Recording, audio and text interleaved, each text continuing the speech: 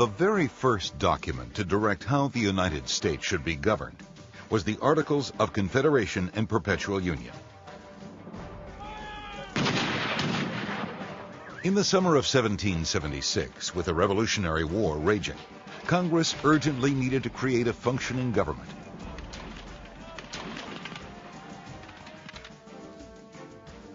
They entrusted John Dickinson, a delegate from Pennsylvania, to draft the Articles. Dickinson, like many delegates, wanted to avoid creating a strong central government like the one they were still fighting against in the Revolutionary War. In his draft of the Articles, Dickinson was careful to give the states as much independence as possible while limiting the functions of the new federal government. Many revisions would be made before Congress adopted the Articles. Disagreements over boundaries, taxation, and expansion had to be resolved. After more than a year of debate, the Second Continental Congress adopted the Articles on November 15, 1777. The Articles served as a non-binding plan of government until each state ratified it. More than 3 years passed before the last state, Maryland, ratified the Articles on March 1, 1781. In its approved form, the Articles united the new 13 American states into a loose confederation. It had the power to make war, negotiate diplomatic agreements, and approve Western expansion in conjunction with the Northwest Ordinance, but little more.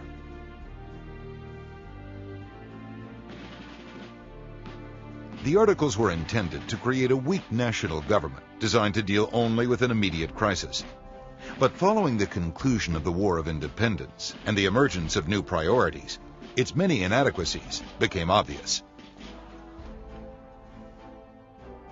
The government under the Articles couldn't collect taxes or regulate trade. It couldn't even force the states to comply with the laws it passed.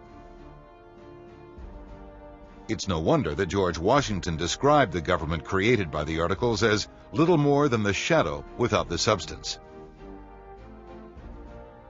As the need for a stronger federal government became apparent, political leaders from throughout the states gathered to decide how to create it. The Federal Constitutional Convention of 1787 drafted the much stronger Constitution of the United States, which replaced the Articles of Confederation in 1789.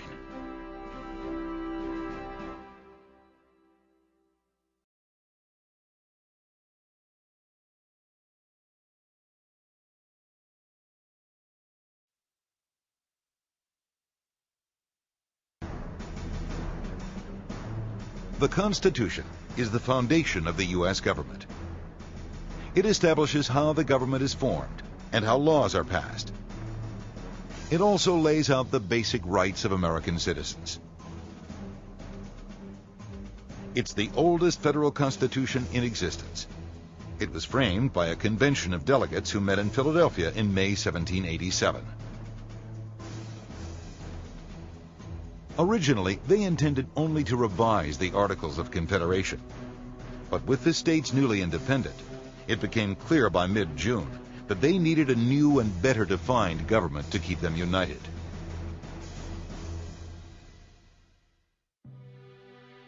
All through the summer of 1787, the delegates debated in closed sessions and drafted the Articles of a new Constitution.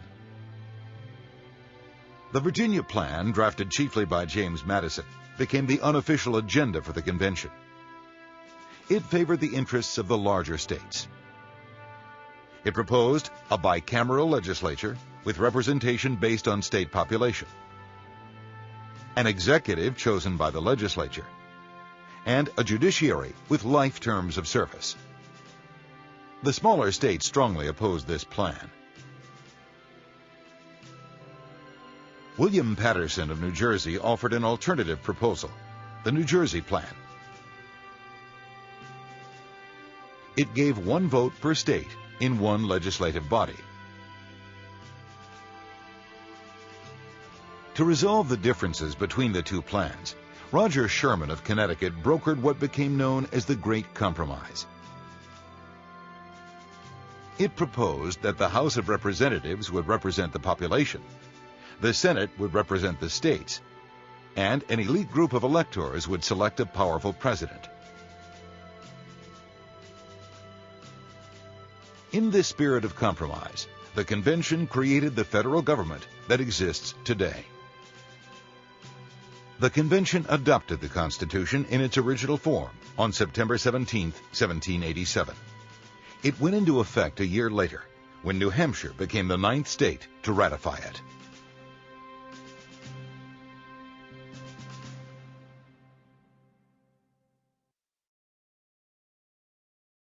The Articles of Confederation, America's first founding document, which went into effect in the 1780s, had no power to tax, could not enforce laws, and could not maintain a standing army. Under the Articles, all powers rested with the states, so the national government had no authority to accomplish anything. During the Revolution, men were off fighting for the new nation. Many of them had to take out loans to keep their farms going in their absence. After the war, the creditors wanted their money. Sometimes the states backed the debtors and ordered the creditors to forgive the debts. But sometimes they backed the creditors and the people's farms, their homes, were foreclosed. Many men were put into debtor prison until family members could come up with the money to get them out.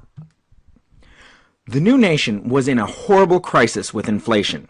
The war had been financed by loans from Spain and France. The money had to be repaid, but because of the Revolution, a lot of business was lost from the former colonies. Trade with the British West Indies was gone. The new government asked the states for more money, but they said no. The answer was, print more money. But of course that never works. It made the money less and less valuable. So now the people had fistfuls of worthless money. So now you have all of these farmers who had fought in the Revolution, unable to keep their farms. Now they cannot feed their family, and they have no property, which at the time meant in most states they could not vote. As this was happening, people turned to the leaders they had in the war. One of these leaders was Daniel Shays of Massachusetts. Daniel Shays and the other farmers pick up their guns and go to the state courthouse to stop them from foreclosing on their homes. And it worked. You see, with no standing American military, it was the job of the state militia to put down this rebellion. Shays and the farmers were the state militia. Under the Articles of Confederation, the new government couldn't raise revenue, couldn't enforce laws to help the people, and did not have the power to forcibly put down a rebellion. In this instance, Shays' rebellion showed that for the American experiment to work, there had to be a stronger central government. Shays himself eventually received a pension for his 5 years of unpaid military service. Still, he actually ended his life in poverty as a heavy drinker. But due to his actions in Shays' rebellion and other similar movements, the weaknesses of the Articles of Confederation were seen, and a convention was called to create the U.S. Constitution.